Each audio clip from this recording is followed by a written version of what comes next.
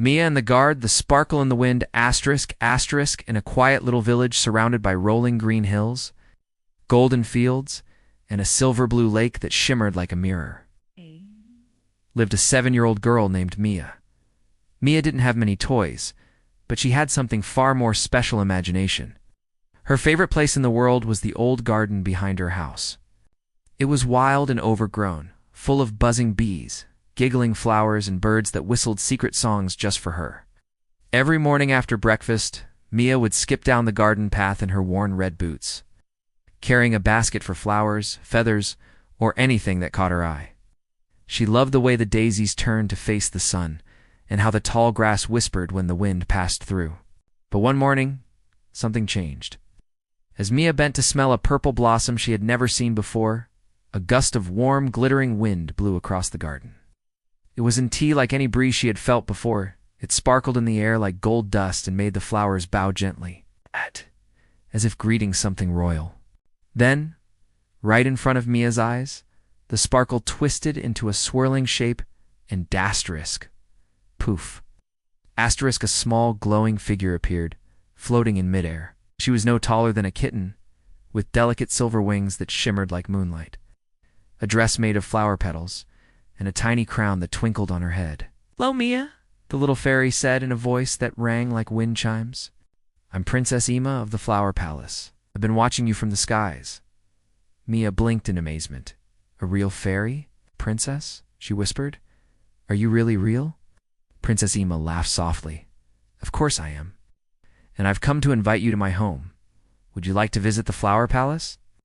Mia's eyes lit up brighter than a summer sunrise. "Yes. Oh yes, please."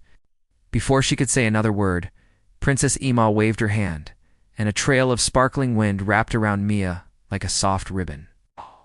She felt herself lift into the air, higher and higher above the garden, above her house, past the chimney and the treetops. The village grew smaller and smaller as they soared, through clouds that tasted like sugar and past birds that waved with their wings. After what felt like just a moment, they reached a hidden valley between the mountains, glowing with magic. And there, surrounded by gardens more beautiful than any dream, stood the Flower Palace. The palace shimmered like it had been grown, not built. Its towers were carved from shining rose quartz, with vines of silver ivy curling around their tips. The walls bloomed with petals that changed color with the sunlight, pink in the morning, golden in the afternoon, and deep blue at night. Fountains made of crystal water lilies sparkled in the courtyards, and butterflies the size of teacups danced from flower to flower. Mia's mouth hung open in wonder. It's like a fairy tale." Princess Ema grinned. "This is your fairy tale now." That day was filled with more joy than Mia had ever known. She and Princess Ema played hide-and-seek with giggling bumblebees.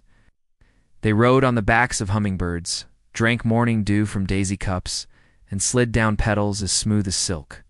Every corner of the garden held a new, surprise-talking flowers that told jokes, fruit trees that sang lullabies, and friendly snails who offered rides through winding garden paths. As the sun dipped low in the sky, painting everything with gold and rose light, Mia and Ema lay beneath the great sunflower tree, whose giant leaves made a warm, rustling blanket. Mia sighed happily. "I never want to leave this place." But just then, a shadow passed across the garden. A strange, cold wind rustled the trees in a way that didn't feel playful. The singing flowers stopped singing. The butterflies vanished.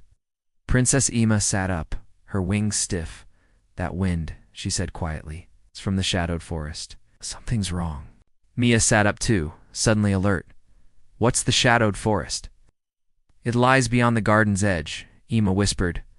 "Dark things sometimes hide there, but they don't usually come this close, unless something's disturbed them." Mia's eyes narrowed, not with fear, but with curiosity, and something else too. Courage. "Maybe we can find out what it is. Maybe we can help."